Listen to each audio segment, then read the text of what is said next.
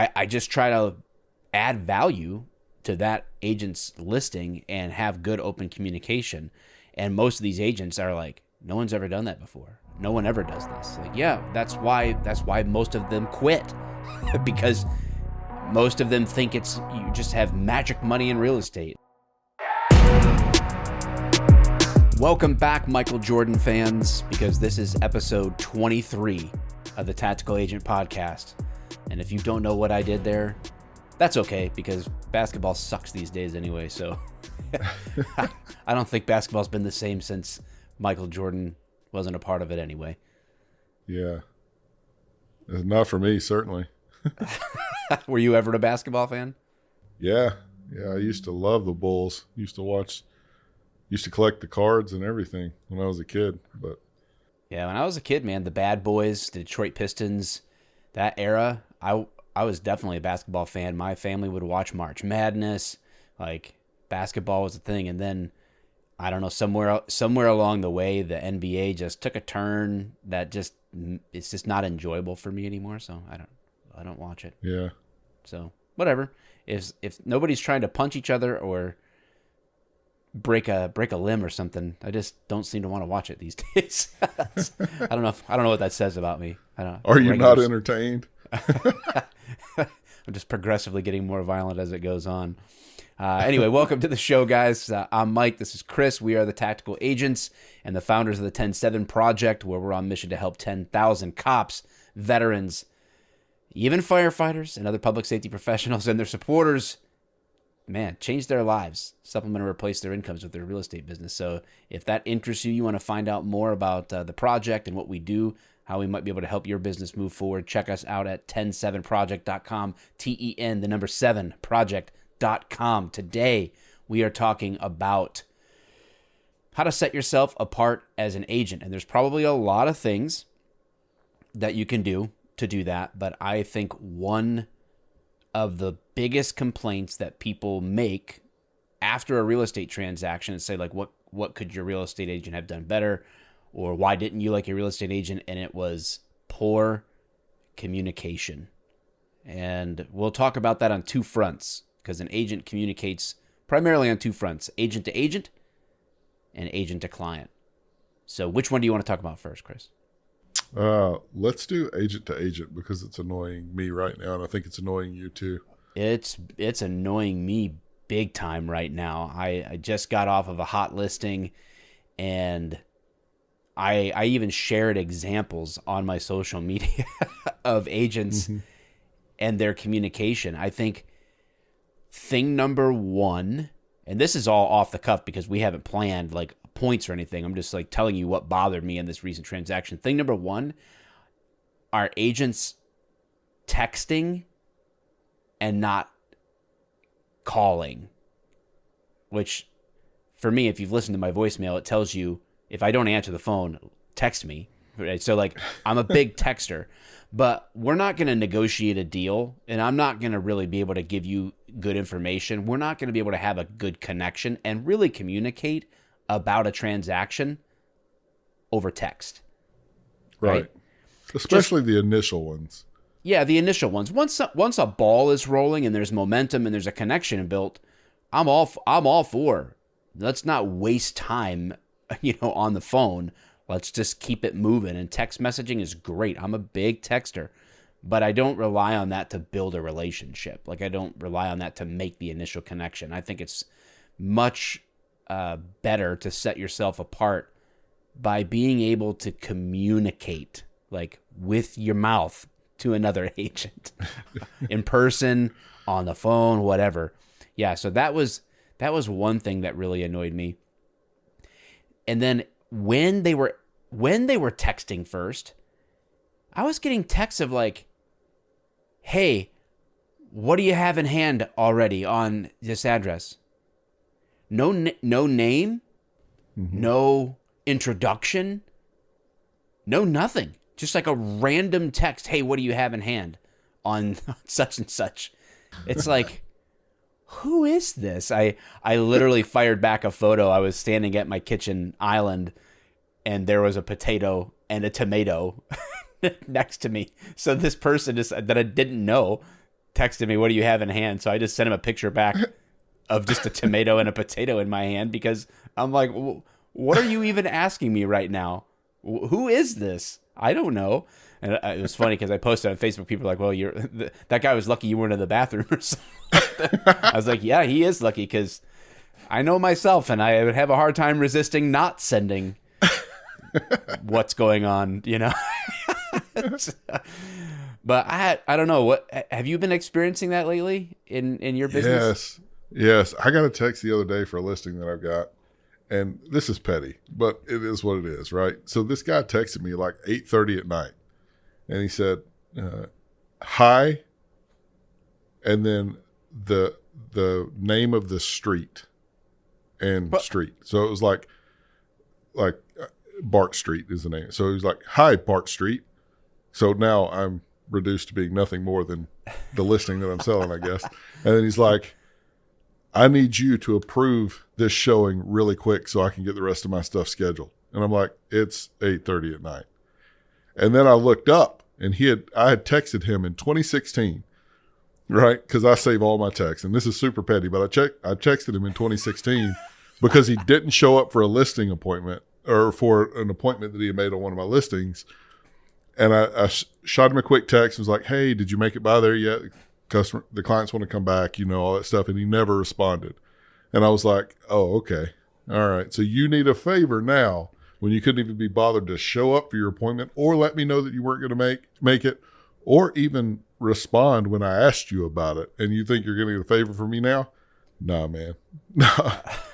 And then my clients approved the showing like 10 minutes later, but I had it going to their phone. So, right. But I was going to make him wait till tomorrow, the next day. But yeah, I had another agent say, hey, Mike, can you approve the showing I just requested?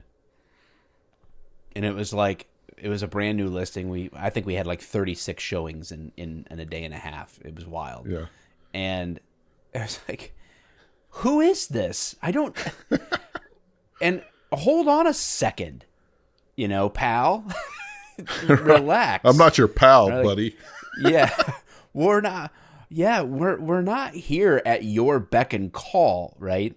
This is like, right. I don't work for you. I'm not your I'm not your W-2 employee. Yeah. I'm not even contracted to work for you. Relax, So yeah, that was like a huge thing. Is just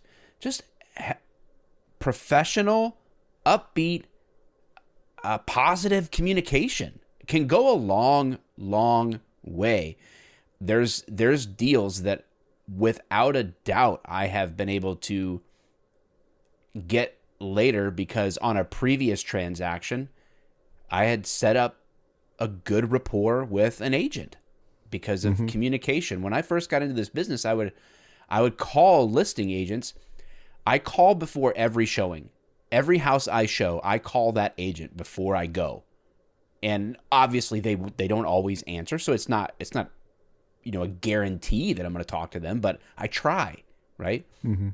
And if I don't leave voicemails because I don't like voicemails, so I'll send a audio message or I'll send a video message to that agent like, hey, it's Mike Edwards. I'm headed to wherever. Or I have a showing scheduled tomorrow. Just looking for what like you think the best features are of the house, anything I should be aware of, kind of get the lay of the land, help me, sell this house to my clients. I just try to add value to that agent's listing and have good open communication. And most of these agents are like, no one's ever done that before. No one ever does this. Like, yeah, that's why most of them quit because right. Most of them think you just have magic money in real estate. Like the clients are going to come magically. The deals are going to come magically. Top dollar is just going to come magically. It doesn't work that way, So it's been frustrating to say the least when you're an agent that can't get a hold of agents. Like and I'm all for setting the boundaries, right? We've talked about that on the show. Set your boundaries. You don't have to be available 24/7, but be clear about when you are available. Right. It's okay. So agent to agent communication, set yourself apart. You will undoubtedly chain together good deals and good working relationships with other agents by being a good communicator in that respect. Then you've got agent to client communication. And again, that's one of the biggest complaints the client side usually has about an agent if they had a bad experience. It's like, they never called me. They never told me this, that, or the other thing. I had all kinds of questions and I felt like I was bothering them or whatever. What do you think about how to take some steps practically to improve on that, Chris? Well, I mean, one is just schedule the time to do it, right? We talk about in the tactical agent system to schedule 2 calls a week where you call and just update the clients on what's going on. And some people don't want to do that because, there's not a lot happening, or, they think, everything's going smooth and they think the client's okay. But I can tell you now, from years of experience, the clients want to know. They even if you don't have anything to tell them, they want to hear from you because they want to know you're working for the money they're paying you.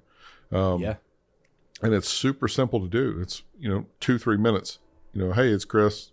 Yeah, nothing new to report. We've had a couple showings, no offers yet. Just wanted to make sure you were in the loop. Cool. Have a good day. Bye. They feel happy at that point. Yep, I do my my client reach outs. This all goes back to setting expectations, having a good test to see if you're a fit for these people. But at that time, I just lay the groundwork. I say, listen, I'm gonna communicate with you, and I'm gonna do that twice a week, every Tuesday and every Friday. I'm going to reach out to you and catch you up on any new information that I have, answer any questions. You can call me or text me anytime you want. If a question pops to your mind or if you need something, reach out. But you can count on, sometime during the day, Tuesday or Friday, I'm going to reach out to you either way, And a lot of times once you get going, once you get kind of past the home inspection phase and things are kind of just waiting and underwriting, you don't always have any updates. Everything's kind of like just waiting for closing. But what that does is it gives you an opportunity to talk about things like, hey, are you ready for your housewarming party? How's things going? Like, you can actually take advantage of those 4 to 6 calls that you might have for 2 or 3 weeks to build the relationship. Hey, do you guys want to meet for coffee? You guys want to, catch up and do whatever, or meet up? You want me to swing by, or whatever? You just build the relationship and leave a lasting impression. You only have that client for, 45, 60 days. And if you just do the bare minimum, what's really motivating them to use you again or to recommend you? Because if all you do is confirm that you're just pretty much as useful as any other agent that they could have used, then what's the difference, So it's like, right. Set yourself apart by being the best communicator possible with your clients. And if there's no updates, there's always a GIF or a meme to send, or catching up, have that frog convo with them. And while we're on the subject of communication, I know we got some lenders that listen to the show. If you're a lender, please don't let me find out there's a problem with the file from my client. Yep. Please. Yeah. Yeah. That if that ever happens, you and I will never work together again, because they're calling me and saying, I just heard this from the lender. What's going on? What do I need to do? And I'm like, I don't know what you're talking about. I have no idea. And I do not like being caught flat-footed. Yeah, I agree. Me either.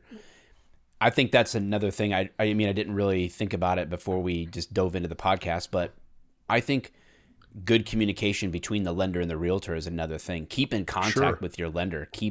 As an agent, don't leave the transaction in the hands of your lender. Be proactive in that communication with your lender and your title company, or like, I know some states are attorney states, not title states and all that stuff, but whatever that point of contact is for making sure that the deed transfer and all that stuff happens, make sure that you're in the know. Like, part of your job, but I call my clients on Tuesdays and Fridays. So Mondays and Thursdays, I'm making sure that I'm talking to the lender and talking to the title company, right? Like just keeping up with the transaction. You just put it in the calendar. You have a rhythm so that like you don't lose the transaction. Like you don't lose control of it. You don't lose knowledge of it. You keep a good pace. One really cool thing that I've noticed, and I'm sure that a lot of mortgage loan officers probably have been doing this for a long time if they're good at what they do. But I've noticed an uptick in lenders when it comes to offers being sent to my listings. Lenders, the reaching out and saying, hey, I've got a mutual client with this realtor and they put an offer in. I just wanted to let you know, here's where they're at in the process. Here's what we did to verify their pre-approval already. Here's I'm confident we can close this and blah, blah, blah. So they're getting involved in that transaction. And as an agent, that inspires a lot more confidence than not hearing, or if not hearing from the lender, or I get that pre-approval letter and I call the number on there and I can't get an answer in 2 days from the lender. Yeah. You know, about this client. I'm like, I don't know. Like, what confidence do I have to take this offer if I can't get a confident answer from the lender, if I can't have that conversation? So great point about mortgage loan officers. It's really important too. Like, we're not saying micromanage the deal. We're just saying stay on top of things. Like, lenders have their job, let them do their job.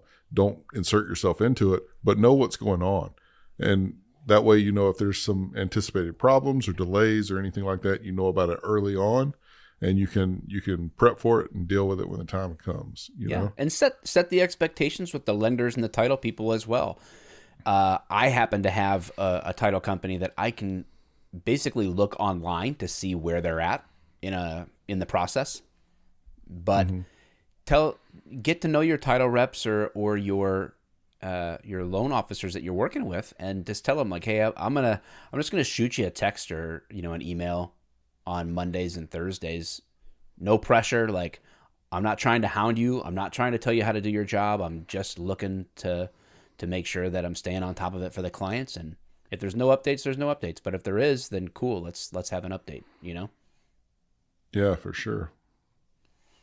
So set yourself apart, guys. And one of the top ways to do that is, without a doubt, improve your communications. And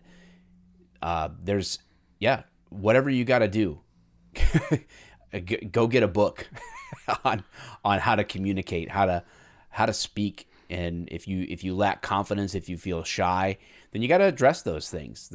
Those are the obstacles that you got to walk through, and you got to overcome what's holding you back. If you find yourself not communicating well, ask yourself why, and then what's lying underneath there. You got to dig it up, and you got to get it out of there and clean it up, and so that you can move forward and you could see some growth in those areas. So, any other parting words, Chris? No, just talk to people. Makes a difference. It's a relationship business. Have relationships. Exactly. Amen. Thanks for listening to the Tactical Agent Podcast, guys. Again, if you want to hear more about what we're doing, you can check out the 107project.com, TEN7project.com. If you're watching on YouTube, hey, hit that like button, share it up with somebody that you might think would get some benefit from it. And if you're finding value in what we're offering out there, subscribe if you watch it on YouTube. Appreciate it.